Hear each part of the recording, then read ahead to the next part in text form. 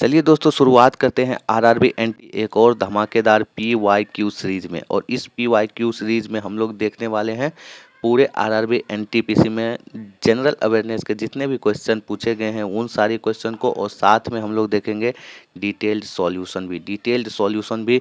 तो चलिए शुरुआत करते हैं इस धमाकेदार सीरीज को। तो पिछले वीडियो में हमने 1 से 30 तक क्वेश्चन देख लिए थे, तो आज की वीडियो में स्टार्ट करेंगे 31 से क्वेश्चन। और आपको एनटीपीसी एग्जाम होने से पहले इस चैनल पर पूरे पीवाईक्यू सीरीज का एनालिसिस मिल जाएगा। तो चलिए पहला क्वेश्चन की शुरुआत करते बिना टाइम गवाए। तो यहाँ पे है establishment year of DRDO. DRDO की स्थापना की गई, तो इसका जो सही उत्तर है वो है 1958। तो डीआरडीओ की स्थापना हुआ था, तो उस टाइम डीआरडीओ के साइंटिफिक एडवाइजर थे डॉक्टर दौलत सिंह, डॉक्टर दौलत सिंह कोठारी।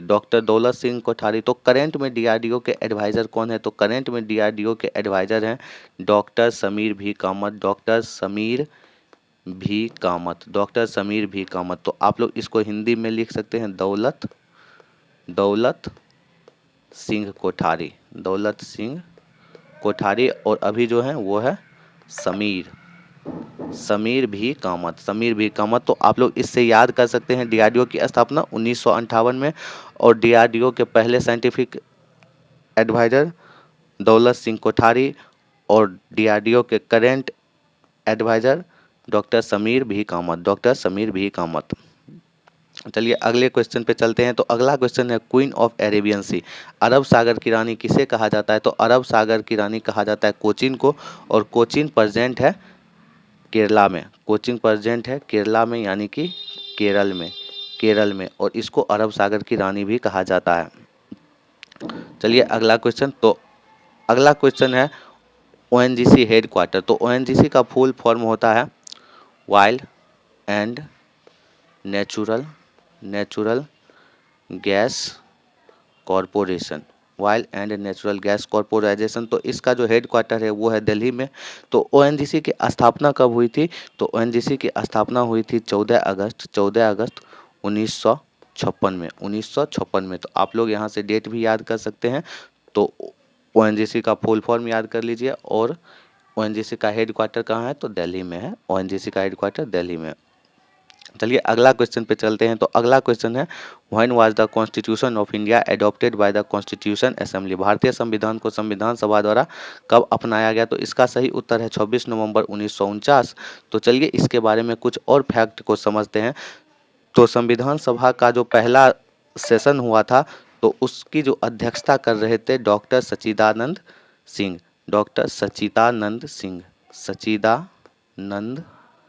सिंह, और इसके प्रेसिडेंट के रूप में चुना गया था डॉक्टर राजेंद्र प्रसाद को। और इनके जो ड्राफ्टिंग कमेटी के चेयरमैन थे वो थे डॉक्टर BR यानी कि भीमराव अंबेडकर। तो यहाँ से आप लोग 3 चीज़ याद कर सकते हैं। प्रेसिडेंट कौन थे? कॉन्स्टिट्यूशन असेंबली के डॉक्टर राजेंद्र प्रसाद। पहली अध्यक्षता कौन किए थे? डॉक्टर सच्चिदानंद सिंह। और इसके जो ड्राफ्टिंग कमेटी के चेयरमैन कौन थे? तो डॉक्टर भीमराव अंबेडकर। आपको ये PDF चाहिए तो आप लोग टेलीग्राम से जाके डाउनलोड कर सकते हैं। दूसरे नंबर का जो क्वेश्चन है which country has the biggest hand retain constitution. तो इसमें सबको पता है कि इंडिया का जो कॉन्स्टिट्यूशन है यानी कि संविधान है वो दुनिया का सबसे बड़ा हस्तलिखित संविधान है, यानी कि हैंड रिटेन कॉन्स्टिट्यूशन है। तो इंडिया के संविधान में कुछ फैक्ट हम लोग समझते हैं। तो इंडिया के संविधान में 448 आर्टिकल हैं, 448 आर्टिकल है, और इसको बांटा गया है 22 पार्ट्स में, यानी कि 22 पार्ट्स में। और कुल मिला के 12 शेड्यूल हैं, यानी कि 12 अनुसूची हैं भारत के संविधान में। तो इस प्रकार से कह सकते हैं कि दुनिया का सबसे बड़ा जो हस्तलिखित संविधान है वो अपने देश यानी कि भारत का है। अगला क्वेश्चन देखते हैं UNSC number of permanent member. UNC के अस्थायी सदस्यों की संख्या कितना है? 5। और ये कौन कौन है? तो ये हैं फ्रांस, रूस और यूके यानी कि United kingdom and United United state, और इसी को अमेरिका भी कहते हैं, इसी को अमेरिका भी कहते हैं। और इसको और किस नाम से जानते हैं, यूएनएससी को और जानते हैं P5 के नाम से, बिग 5 के नाम से भी जानते हैं। तो इसका फुल फॉर्म क्या होगा, ये होगा United Nation peace and security council. चलिए अगला क्वेश्चन चलते हैं। तो अगला क्वेश्चन है किताबुल हिंद का ऑथर, किताब उल हिंद के लेखक कौन है, तो अल बिरूनी आप लोग याद कर लीजिए, अल बिरूनी। चलिए नेक्स्ट क्वेश्चन देखते हैं। Joint session of parliament comes under which article, संसद का संयुक्त सत्र किस अनुच्छेद के अंतर्गत आता है, तो संसद का संयुक्त सत्र आता है वो आर्टिकल 108 के अंतर्गत आता है, अनुच्छेद 108 के अंतर्गत आता है, 108 के अंतर्गत आता है। अगला क्वेश्चन देखते हैं। फुल फॉर्म ऑफ पीडीएफ का पूरा नाम क्या है, पोर्टेबल डॉक्यूमेंट फॉर्मेट पीडीएफ को पूरा नाम कहते हैं। उसके बाद है Majuli island is on which river, Majuli द्वीप किस नदी पर स्थित है, तो मजूली द्वीप ब्रह्मपुत्रा नदी पे स्थित है और ये असम में है। और मजूली आइलैंड एक ऐसा आइलैंड है जो कि दुनिया का सबसे बड़ा किसी नदी के द्वारा बनाया गया आइलैंड है। कौन से डिस्ट्रिक्ट में है, तो असम में ये है, जोरहट डिस्ट्रिक्ट में मजूली आइलैंड है जो कि असम में है। चलिए अगला क्वेश्चन देखते हैं। अगला क्वेश्चन है R K Laxman is related to which field, तो cartoonist, R K Laxman cartoonist हैं। क्वेश्चन जो अपने पास आता है, हु डिस्कवर्ड इंडिया, भारत की खोज किसने की, ये तो सबको पता है, वास्को डी गामा। तो चलिए इसके बारे में कुछ और चीज़ जानते हैं। वास्को डी गामा 1498 ईस्वी में भारत आते हैं और ये कालीकट में उतरते हैं, कालीकट की तट पे पहुंचते हैं और वहाँ पे इनका स्वागत करते हैं जमोरिन वहाँ के राजा थे और वही वास्को डी गामा का स्वागत करते हैं। और वास्को डी गामा किस रास्ते से आए थे, तो इंडियन सी यानी कि हिंद महासागर से होके आए थे। और इनका साथ कौन दिए थे, तो अब्दुल माजिद एक गुजराती व्यापारी थे जो कि वास्को डी गामा के साथ आए थे और वही इनको भारत लेके आए थे। अब समझते हैं कि भारत में तो बहुत सारे लोग आए थे, तो कब कौन कौन आया। और वास्को डी गामा एक पुर्तगाली यात्री था, तो ब्रिटेन भी आया। तो उन सारे चीज़ों को याद कर लेते हैं। तो सबसे पहले भारत आते हैं पोर्तुगीज यानी कि पुर्तगाल। तो पुर्तगाल भारत कब आता है, तो पुर्तगाल आता है 1498 में। उसके बाद भारत आते हैं ब्रिटिश, और ब्रिटिश भारत कब आता है, ब्रिटिश आता है भारत 1600 ईस्वी में। उसके बाद भारत आता है डच, तो डच भारत कब आता है 1602 में। फिर आता है डेनिश, और डेनिश कब आता है भारत 1661 में। और उसके बाद आता है फ्रांस, तो फ्रांस भारत कब आता है, फ्रांस भारत आता है 1664 में। तो आप लोग इस चीज़ को याद कर लीजिए। और ये चीज़ पूछा भी जाता है, कभी असेंडिंग ऑर्डर में तो कभी डिसेंडिंग ऑर्डर में, कभी ये भी पूछ दिया जाता है कि पहले कौन आए थे, अंत में कौन आए थे। तो ये सब चीज़ आप लोग याद कर लीजिएगा। उसके बाद क्वेश्चन आता है in the suffix it includes all is from which group, संज्ञा में अल प्रत्यय किस समूह से संबंधित है, तो एल्डिहाइड। यहाँ पे आप लोग एल्डिहाइड डाल सकते हैं। क्वेश्चन जो अपने पास आता है Vikramshila university was established by, Vikramshila विश्वविद्यालय की स्थापना किसने की, तो पाल वंश का एक शासक था धर्मपाला, जो कि विक्रमशिला विश्वविद्यालय की स्थापना करवाए थे। और विक्रमशिला विश्वविद्यालय कहाँ था, तो विक्रमशिला विश्वविद्यालय भागलपुर में था विक्रमशिला विश्वविद्यालय भागलपुर में था। और इसके बारे में कहा जाता है कि ये दुनिया के सबसे बड़े बुद्धिस्ट का यूनिवर्सिटी था, बुद्धिस्ट का विश्वविद्यालय था। और इसमें कुल 100 टीचर थे और 1000 स्टूडेंट, 1000 विद्यार्थी और 100 अध्यापक विक्रमशिला विश्वविद्यालय में थे। नेक्स्ट क्वेश्चन आता है BrahMos was made by which 2 countries, BrahMos missile किन 2 देशों के द्वारा बनाई गई थी, तो सही ऑप्शन है इंडिया का एक ऑर्गेनाइजेशन है डीआरडीओ, आपने नाम सुना होगा डीआरडीओ। और रसिया का एक ऑर्गेनाइजेशन है एनपीओ, और डीआरडीओ और एनपीओ मिल के बनाए थे ब्रह्मोस्त्र मिसाइल। नेक्स्ट क्वेश्चन अपने पास आता है, who has recently resigned from WTO। हाल ही में WTO से किसने इस्तीफा दिया था? तो इस क्वेश्चन के बारे में मैं आपको बताना चाहूँगा कि ये 2019 का NTPC में पूछा गया क्वेश्चन है। तो उस टाइम के अकॉर्डिंग ये करेंट अफेयर थे, लेकिन आज के टाइम में WTO के बारे में मैं कुछ आपको फैक्ट बता देता हूँ। तो आज के टाइम में जो WTO के जो चेयरमैन है वो है नाजोगी ओकान्या जावेला।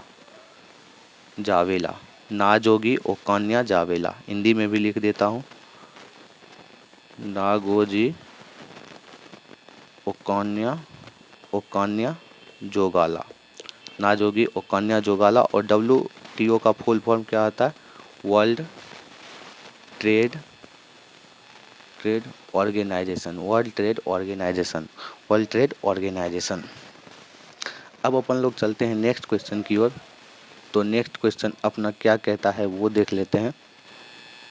तो नेक्स्ट क्वेश्चन में है अपन लोग के पास, silk is originated from. Silk की उत्पत्ति किससे होती है? तो सिल्क की उत्पत्ति होती है कोकोन सिल्क वर्म से। और नेक्स्ट क्वेश्चन है अपने पास, फर्स्ट चेयरमैन ऑफ इसरो के पहले अध्यक्ष कौन थे? तो इसरो के पहले अध्यक्ष थे विक्रम साराभाई। और इसरो की स्थापना हुई थी 15 अगस्त 1969 में। 15 अगस्त 1969 में इसरो की स्थापना होती है और इसरो के प्रथम अध्यक्ष थे विक्रम साराभाई। तो इसरो के करंट अध्यक्ष कौन है? तो इसरो के करंट अध्यक्ष हैं डॉक्टर वी नारायणन इसरो के करंट अध्यक्ष हैं।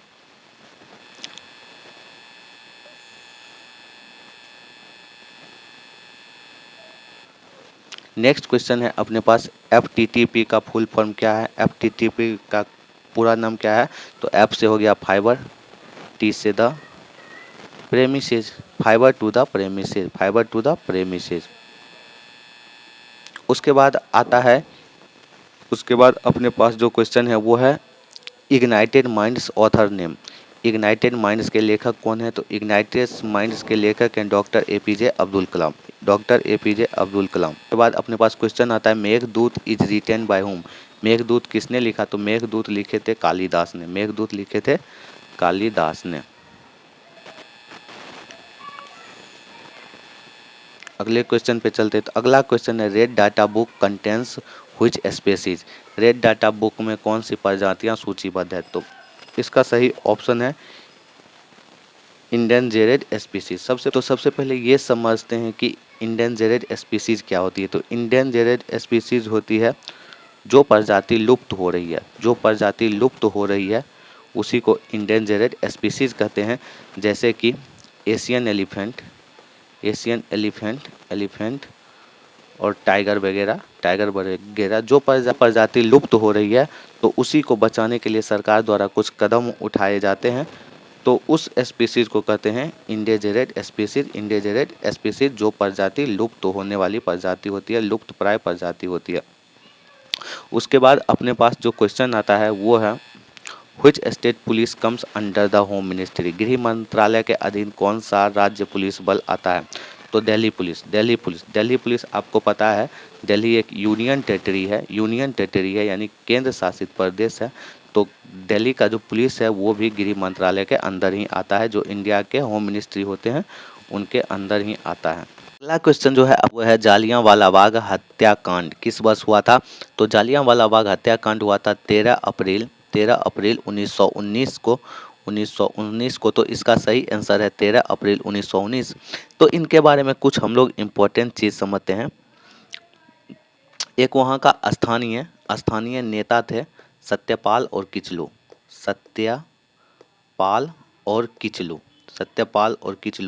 तो सत्यपाल और किचलू को रोलेक्ट एक्ट के तहत अरेस्ट कर लिया जाता है। जिससे गुस्से में आके वहाँ के स्थानीय लोग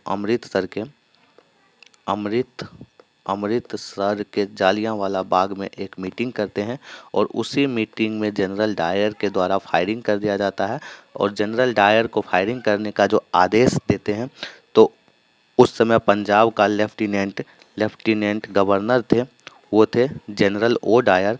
जनरल ओ डायर और जनरल ओ डायर के द्वारा जनरल डायर को ये आदेश दिया जाता है और जनरल डायर इसी पे गोली चला देते हैं और कई सारे लोग मारे जाते हैं, तो उसी को जलियांवाला बाग कहते हैं। उसके बाद आता है WWW का फाउंडर। तो WWW का संस्थापक कौन है? Tim Berners Lee. तो WWW का फुल फॉर्म होता है World Wide Web. World Wide Web. आप लोग जो भी इंटरनेट पे सर्च करते हो वो WWW के तहत ही सर्च होता है। नेक्स्ट क्वेश्चन है अपने पास, who gave the title Mahatma to Mahatma Gandhi. Gandhi ji को महात्मा की उपाधि किसने दी थी? तो रविंद्रनाथ टैगोर के द्वारा महात्मा गांधी जी को महात्मा की उपाधि दी गई थी, रविंद्रनाथ टैगोर के द्वारा।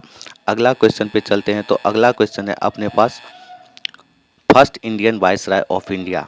First Indian viceroy of India. अब यहाँ पे बहुत सारे लोग मार दिए होंगे, लॉर्ड कैनिंग। Lord Canning. लेकिन आप लोग यहाँ पे क्वेश्चन की प्रवृत्ति नहीं समझे। भारत के पहले भारतीय वाइसराय, यहाँ पे भारतीय वाइसराय पूछा जा रहा है, तो भारतीय वाइसराय थे सी राजगोपालाचारी। सी राजगोपालाचारी। अगला क्वेश्चन देखते हैं, पहली पंचवर्षीय योजना किस मॉडल पर आधारित थी? Harrod Domar model. Harrod Domar model. इसी से रिलेटेड एक और क्वेश्चन है, 11th 5 year plan focused on. 11वीं पंचवर्षीय योजना का मुख्य फोकस क्या था? तो 11वीं पंचवर्षीय योजना का मुख्य फोकस था faster and more inclusive growth. Faster and more inclusive growth. Faster and more inclusive growth. Hope करता हूँ कि आपको ये सेशन पसंद आई होगी। तो ऐसे ही वीडियो इस पे पूरे 1000 क्वेश्चन खोज के लाया हूँ आरआरबी एनटीपीसी में, जो PYQ में पूछे गए थे, प्रीवियस ईयर में पूछे गए थे। सारे क्वेश्चन खोज के लाया हूँ और सारा क्वेश्चन आपको यहाँ पे मिलेगा।